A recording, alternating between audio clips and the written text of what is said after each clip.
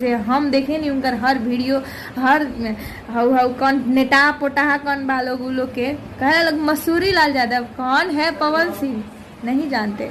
जरूरी है जानना।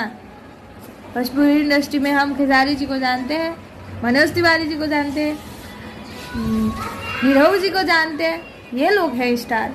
कौन है पावर स्टार, हम नहीं जानते।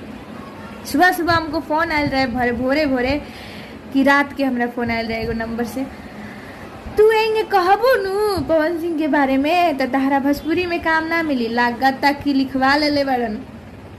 रहल बात जगरा काम देवे के बा का कोनो मतलब है नहीं है, तहरा से काम करे के बा नहीं खे, जानते नहीं कि वो इंसान से कैसे काम करे हम। और हमरा धमकावे के तो हम कोनो होने होने के डराए वाला लड़की ना है, ठीक बा। कुछ ऐसा बाटे तो आई बतियाई गाड़ी